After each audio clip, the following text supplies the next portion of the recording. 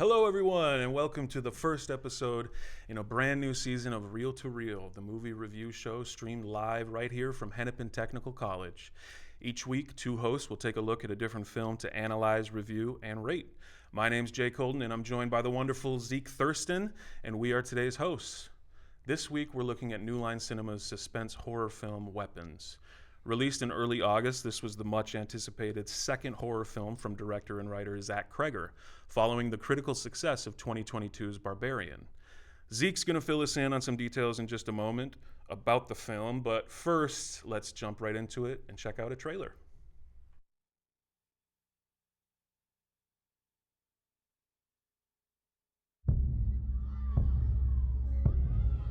This is a true story that happened in my town. So this one Wednesday is like a normal day for the whole school. But today was different. Every other class had all their kids.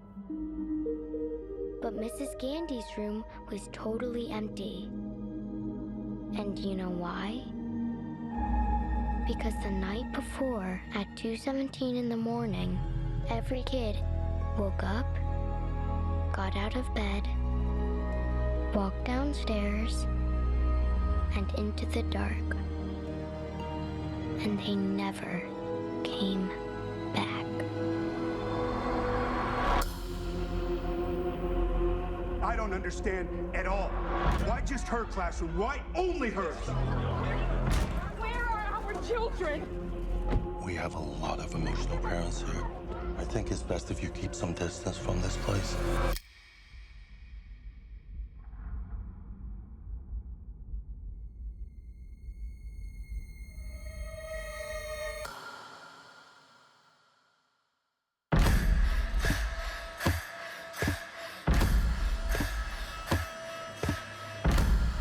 Matthew, where are you?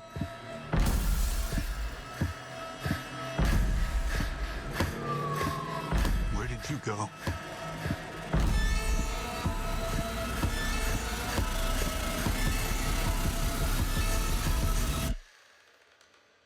This is where the story really starts.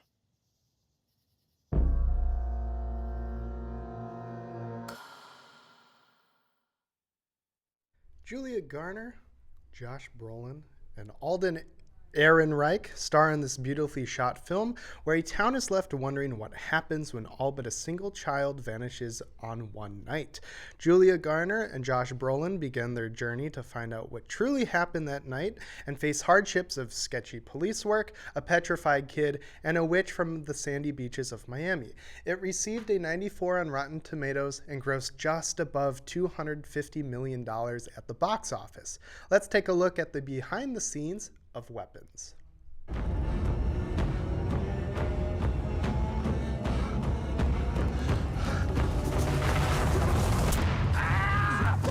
Weapons is eventful. Weapons is fresh and hell, even a little funny. Oh my God! Whoops! Look what I did! Oh my goodness! It's strange. It's not like anything you've seen. Stop! Dad! And it's very human.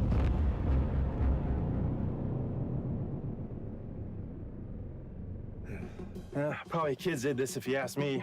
Yeah, I don't think it was the kids. Weapons, originally it was just the story of Justine. But as I was writing, I just wanted it to feel big and sprawling. So I knew I had to just jump around and rope more people into the mystery. Magnolia is one of my favorite movies. And there's a chapter in Magnolia where John C. Reilly loses his gun in the rain. I was like, that has to be somehow part of this. I need a cop, and I need it to be raining, and I need it to just be bigger than Justine. You're part of an ensemble in a movie that's the star. A few facts about this film. The life of Alex was based on the director's actual childhood with parent drug addiction, and the iconic run, similar to the one in Naruto, has a much darker concept origin stemming from a famous Vietnam War picture of a girl running away from a napalm airstrike. The time of 2:17 a.m. was directly inspired by Stephen King's novel The Shining, where the famous hotel room of 217 has all the book's events unfold. Zach's wife Sarah Paxton also makes a cameo in this film, playing Erica, the grieving mother and wife of Gary, who allows Archer, Josh Brolin, to take a look at their Ring camera footage. The scene with the weird platter full of hot dogs is actually a tribute to the late Trevor Moore, a fellow castmate of Zach's on their former comedy sketch show, The Whitest Kids You Know. In the sketch, Moore played a doctor interrogating a patient about his hot dog consumption.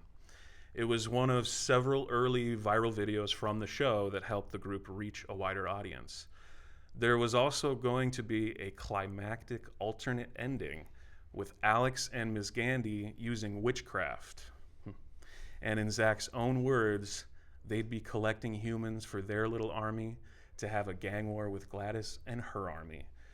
This idea would be scrapped, and we were thankfully robbed of what would effectively have turned this movie into some weird crossover between Harry Potter and Pokemon. If you're confused, don't worry, so am I. Stay tuned as we give our reviews and grade weapons on our famous reel-to-reel scale right after this commercial.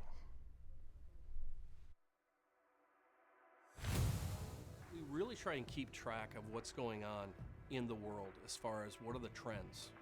And so when a student comes here, they're learning the marketing aspects of video production with turnkey. So they learn how to write, storyboard, and capture video, set lights, set audio, and then they learn how to edit everything from start to finish.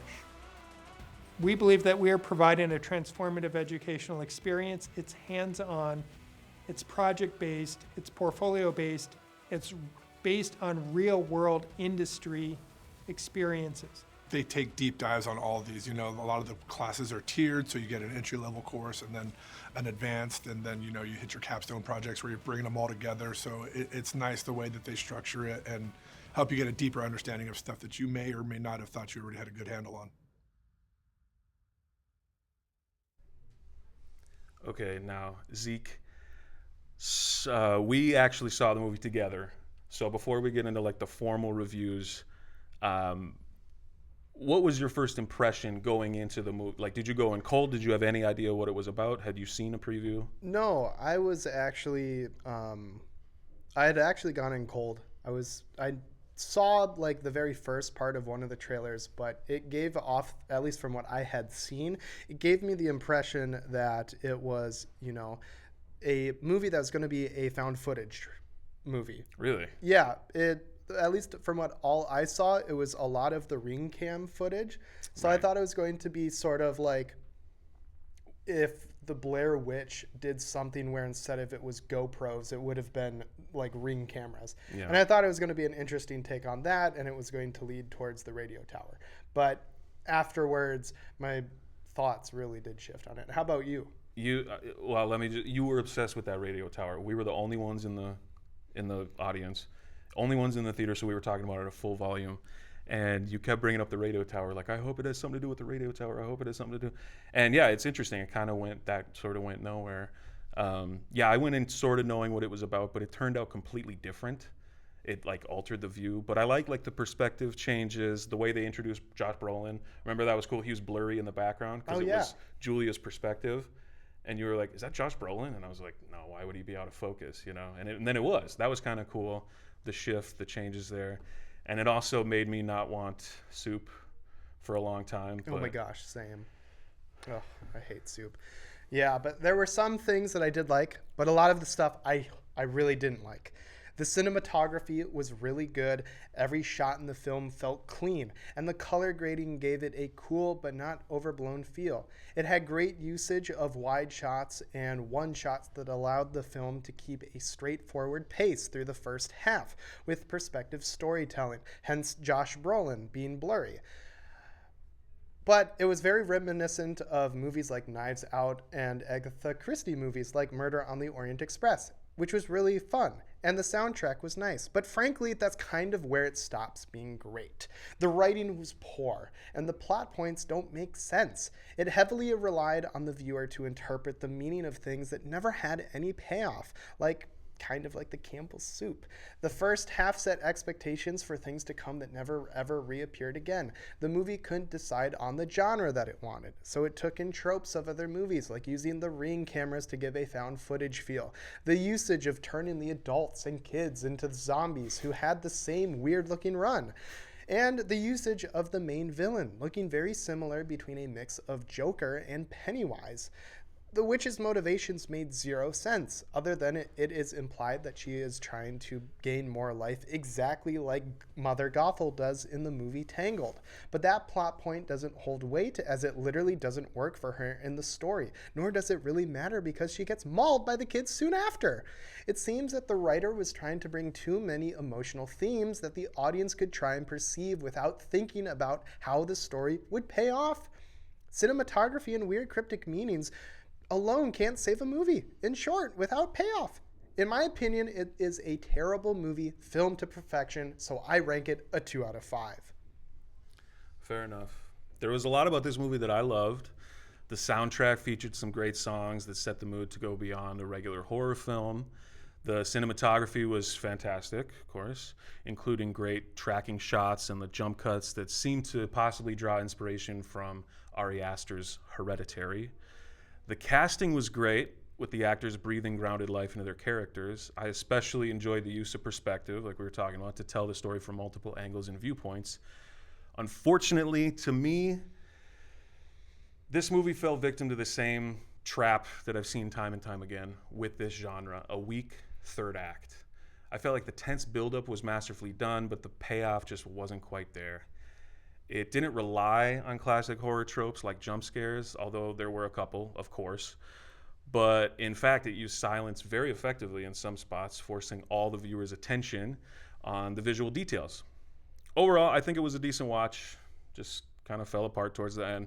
I gave Weapons 3 out of 5 reels because I could appreciate the vision and the setup, but it failed to stick the landing. Thanks for joining us today. Don't forget to check out new episodes of Reel to Reel every Friday at 10:30 and noon. Follow us on our YouTube channel. Check out our Facebook page. Feel free to leave a comment and stay tuned for the next episode at noon, where they're going to be taking a look at the new dramatic thriller, The Long Walk. I'm Jay Colden. And I'm Zeke Thurston. And we'll see you next time.